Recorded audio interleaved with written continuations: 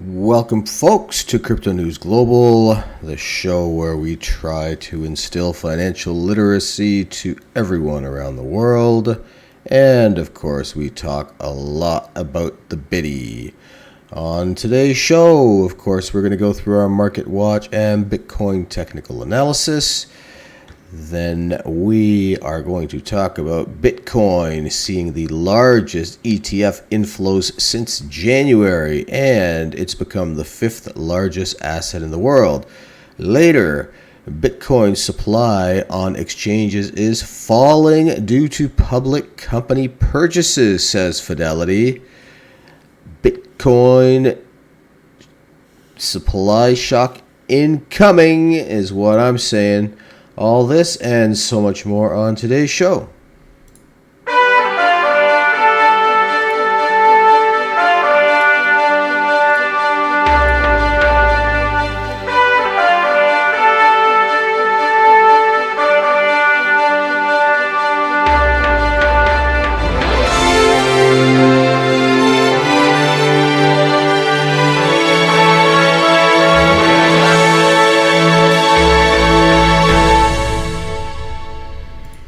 Welcome, folks, to Crypto News Global. I'm your host, Nick Toka. Today is April 24th, 2025. Please be sure to like, comment, and subscribe while you're here. They are 100% free to do, and it will definitely help the algorithms.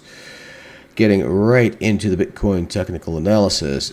Bitcoin was just over 94,300 and has backed up a tiny bit to 93,800, but still a very good sign. 95,000 is going to be the next test that we need to overcome.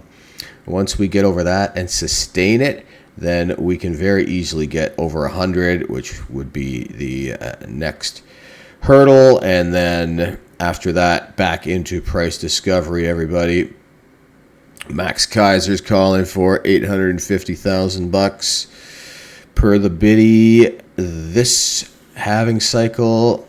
Larry Sphinkster is calling, said, I would not be surprised if the Bitcoin price went over 700,000 this cycle. And this is, the BlackRock CEO, Larry Fink.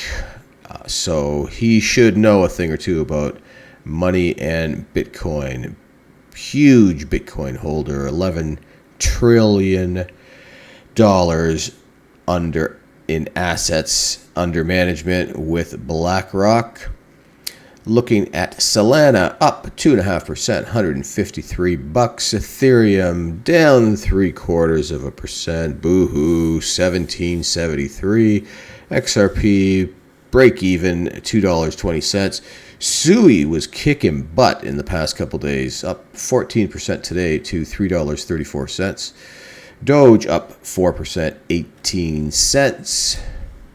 Looking at the crypto bubbles, here is Sui that we spoke of, and if we just look at the week, up 60% of the week, ranked number 11. So looking into getting into what I would call the heavy hitter zone. Injective up 8%, one that I like. The supply is smaller than a lot of these ish coins, jumping up. It looks like it hasn't moved today, but 73 ranked overall. Bonk up 11%. STX back on the move, up 15%. So that's stacks. Ondo up 7%. 90+% in the green. Algorand up 6%. Another one of my wild cards that I definitely buy the dip on. Doge, we talked about, up 4%. Polygon up 12%. And where its market cap is still at 45. Zooming out to the weekly, we see Sui kicking butt, up 57%. Trump, the big winner on the week, 61% up. Fetch up 40%. Fortcoin up 42%. Even Pepe up 22% for the week.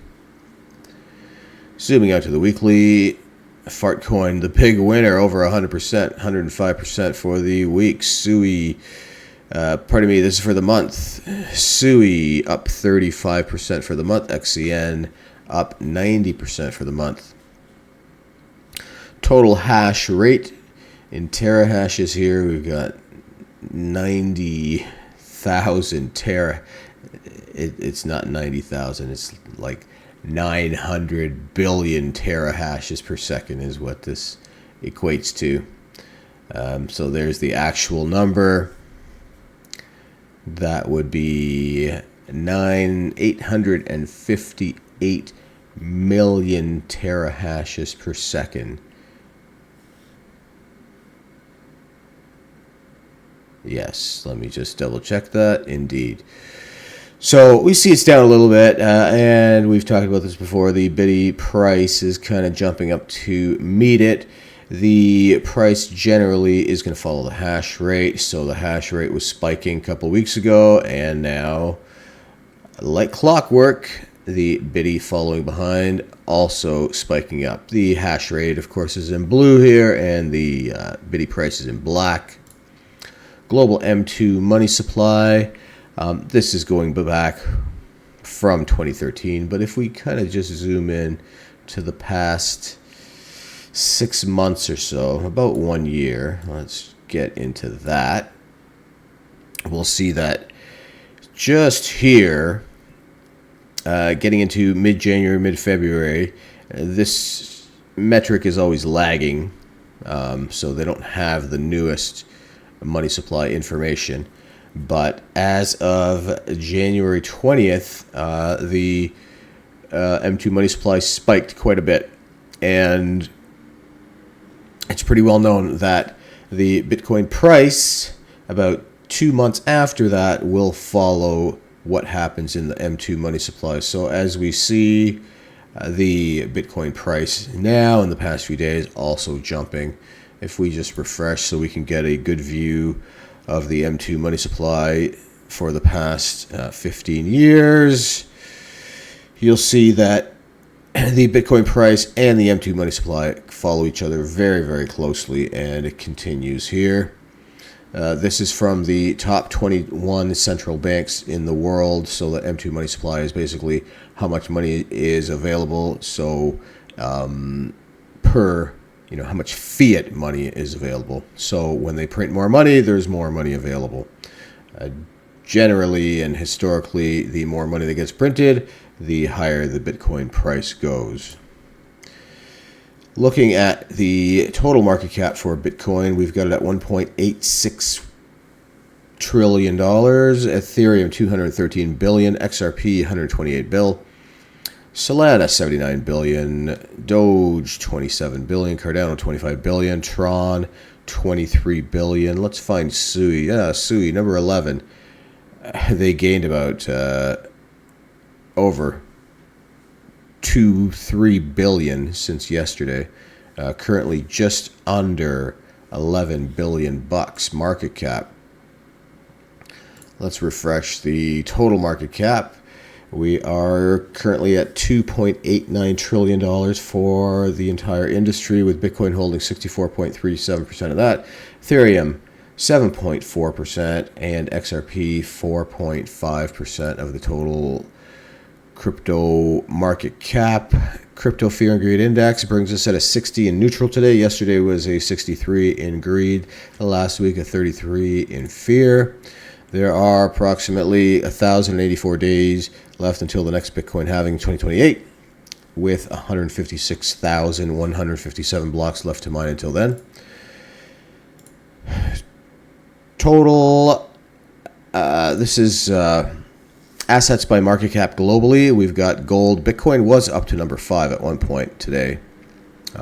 Gold, as usual, sitting up top, 22.5 trillion bucks. Apple, 3.1 trillion. Microsoft, 2.8 trillion. Nvidia, 2.6. Amazon, 1.9.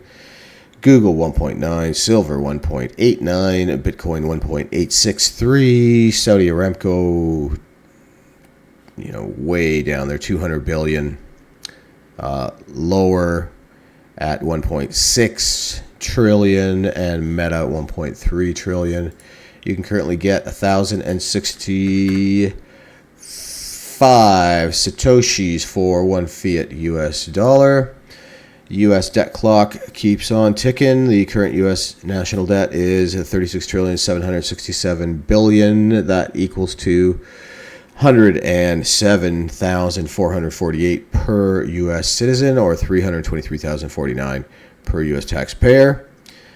Doge has saved the U.S. $356 billion and counting, which equals to $3,170 per taxpayer. That so he saved, Doge saved $70 per taxpayer since yesterday, approximately, or really exactly $65 per taxpayer.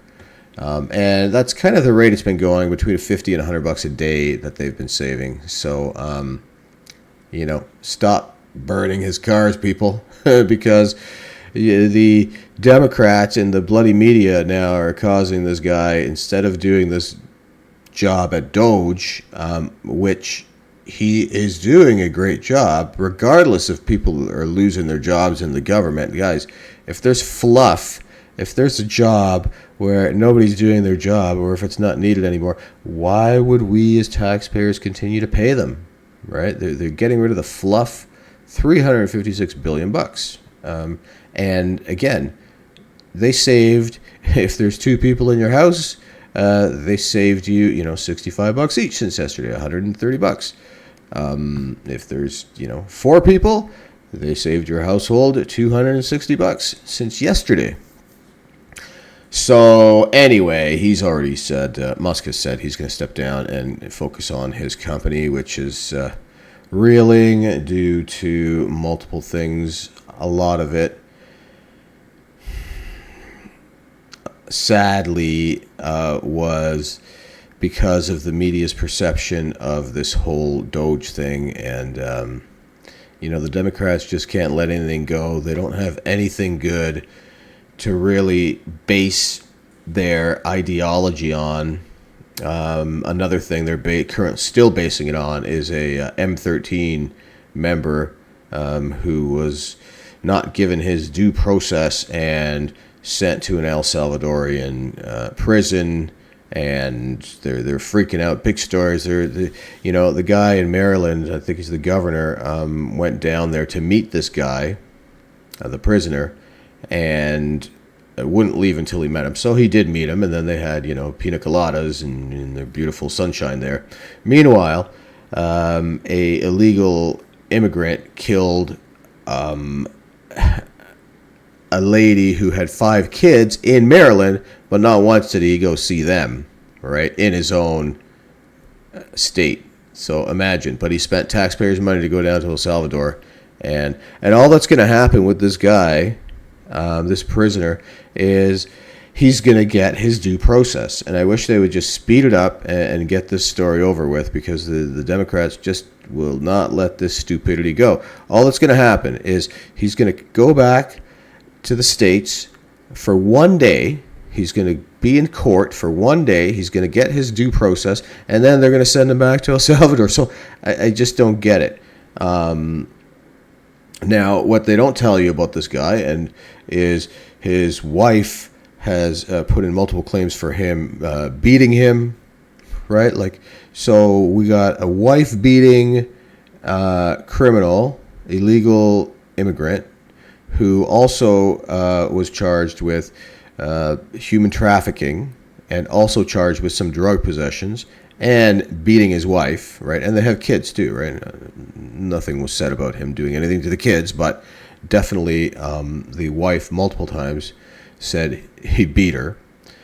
And we're treating this guy like some savior, and get your things straight, Democrats. You have nothing to go by here. You have no platform. Just let it go and let the country actually develop in a good way. Now, for the tariffs, yeah, Trump didn't go about this the right way.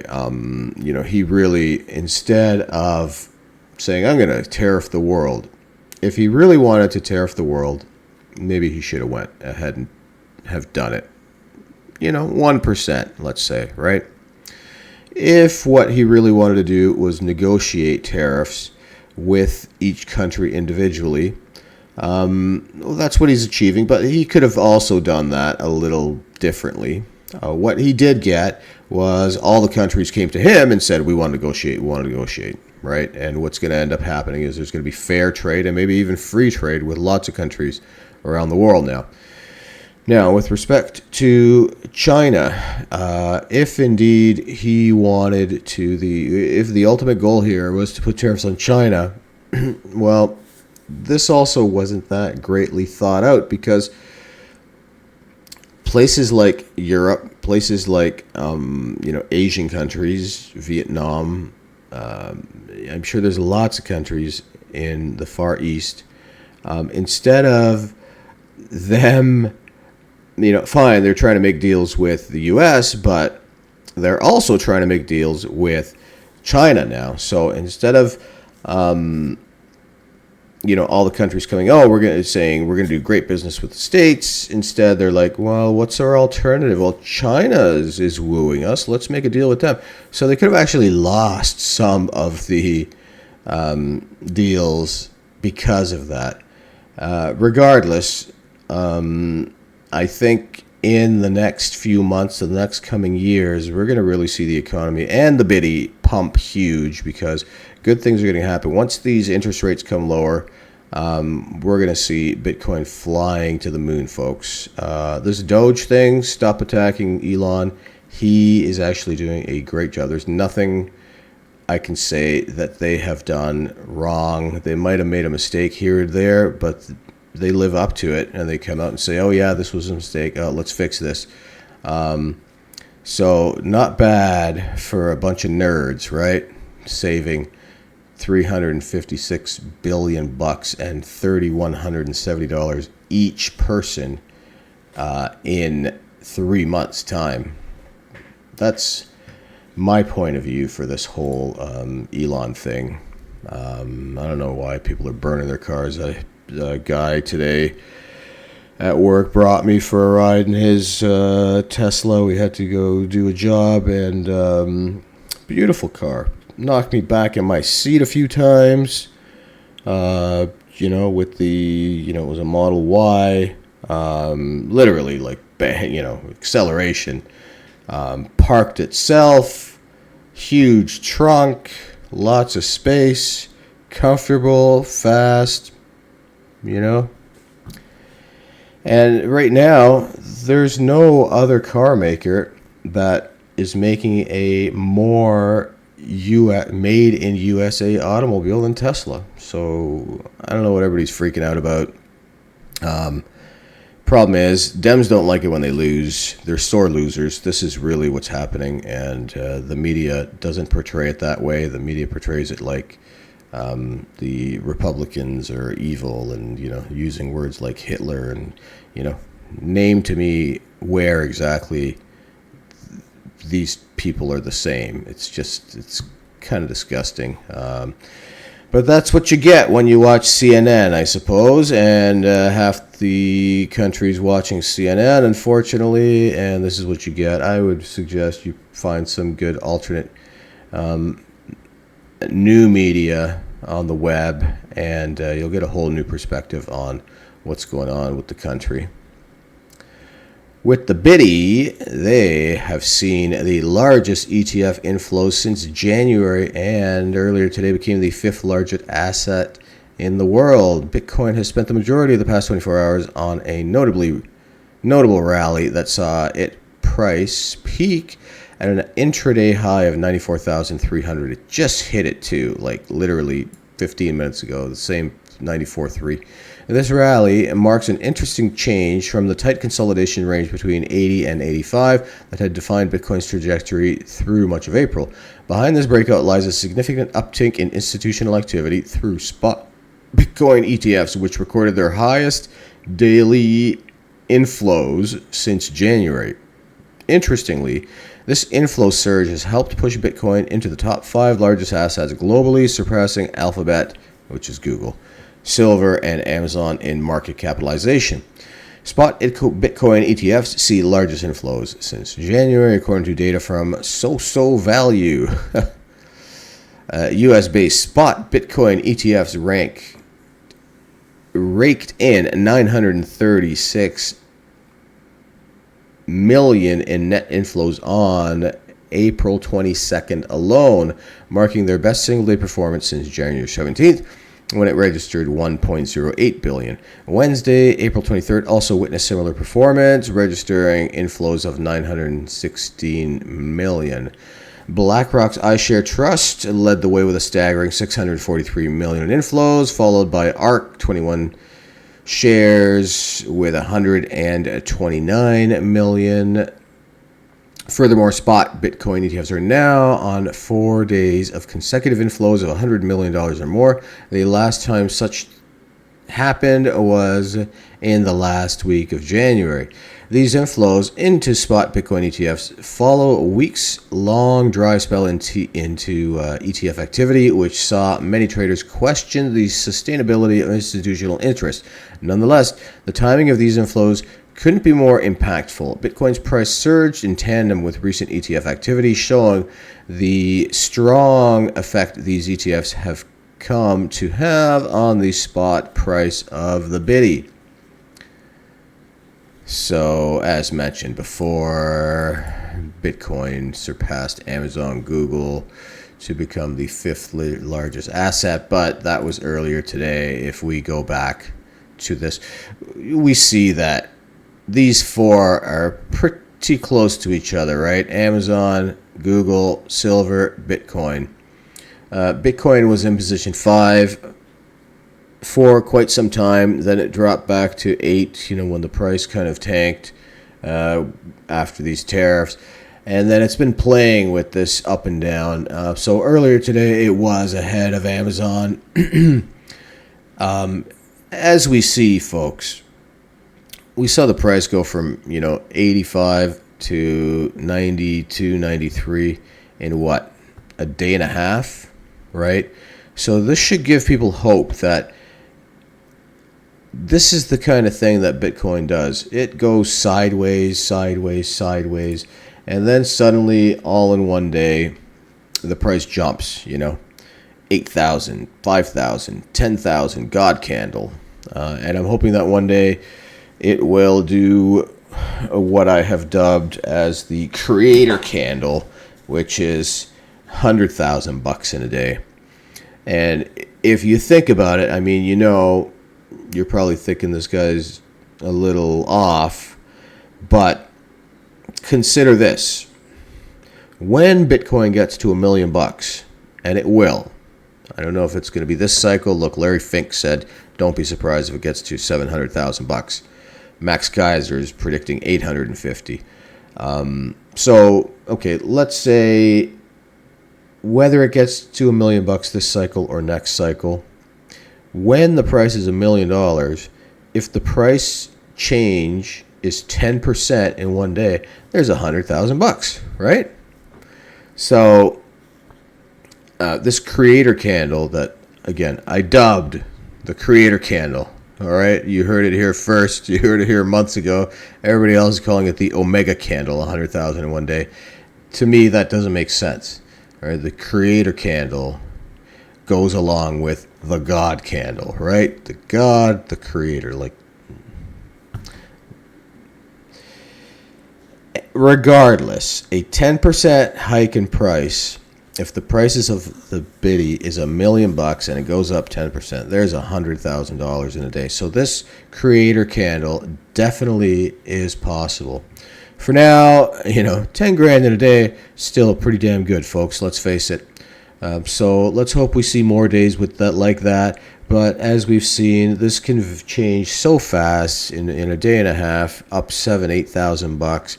So if we go another, in a day and a half, up $10,000, that brings us already to 102, 103, over 100, very close to being back into price discovery of 109 and change.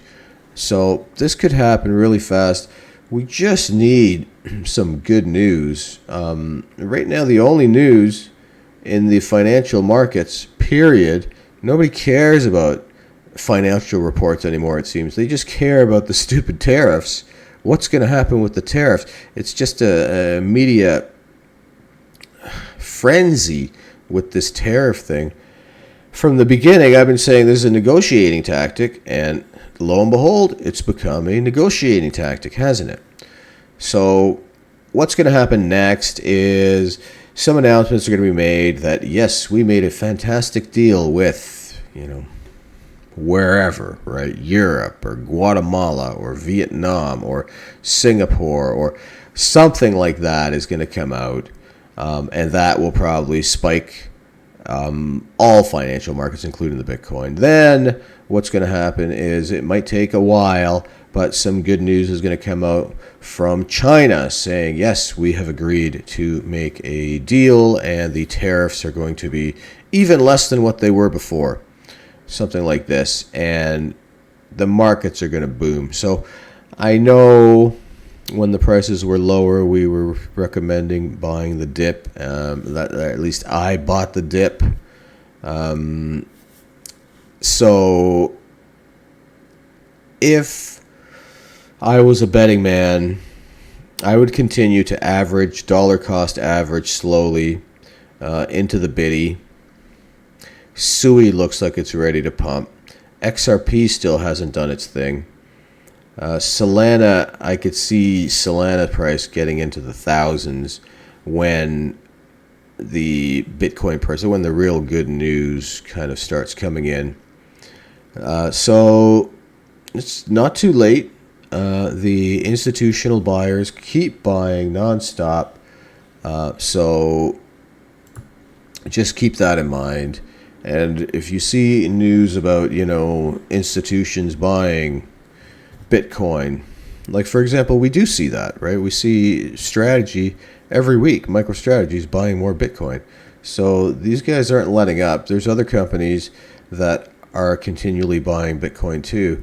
The Bitcoin supply on exchanges is falling due to public company purchases, says Fidelity.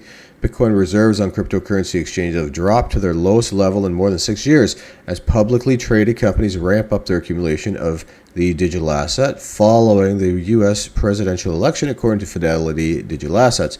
We've seen the Bitcoin supply on exchanges drop due to public company purchases, something we anticipate accelerating in the near future. Exactly what I was saying. Fidelity reported on the social platform X. Fidelity said the supply of Bitcoin on exchanges had fallen to roughly 2.6 million Bitcoin, the lowest since November 2018. More than 425,000 Bitcoin have moved off exchanges since November, a trend often viewed as a signal of long-term investment rather than short-term trading. Yeah, so people are buying it and they're hodling, right? Over the same period, publicly traded companies acquired nearly 350,000 Bitcoin, Fidelity said. Fidelity Digital Assets is a subsidiary of Fidelity Investments, the $6 trillion asset manager headquartered in Boston. The Fidelity Digital subsidiary was established in 2018, long before cryptocurrency was considered an institutional asset class. So these guys are big too, right? Fidelity, the $6 trillion company, not quite BlackRock, half of BlackRock, I suppose. But, they're saying that the institutional buying is not letting up. And the Bitcoin available on the exchange is drying up. So one day, and maybe one day soon, this roughly 2.6 million Bitcoin on the exchange is going to end up being, 0.2 million Bitcoin on the exchange. So like 200,000. Once that happens, this supply shock is definitely incoming, folks. Like, we're talking a huge boom, because once there's none left, you can effectively ask whatever you want for your Bitcoin. Okay, so, what I tell to young people, I know it's expensive, $90,000 per Bitcoin, let's face it, but if you kind of dollar cost average over time, make a goal of zero point 0.1 Bitcoin. If you can get to 0.1 Bitcoin, you've already done pretty well, and you are already in the 1 percentile, right? So if you own any investments, you're already up there. Most people don't own jack all. So don't keep yourself in that category. Be the person that saves, be the person that looks toward the future and not just today. If you start making more money, don't just start flipping into, oh great, I'm making, $1,000 more a month. I'm going to start spending $1,000. And no. You start making $1,000 more a month, you should be, of course, treating yourself a little bit, right? But, 800 of that should go to investments. This will accelerate your retirement. This will accelerate the things you really want to do. Folks, there's over $900 trillion in assets around the world, so money is abundant. Money is everywhere. It is time that's scarce. We say this every day. Spend less money than you earn so you keep in the green. And as mentioned, if you start making more money, start saving more money and start saving when you're young. Start investing when you're young, and hopefully you can retire when you're 40 or 45. If you have a great idea, even if you're not ready, start your idea today. This is what the successful people do. They go out, they try, they might fail, but they try again.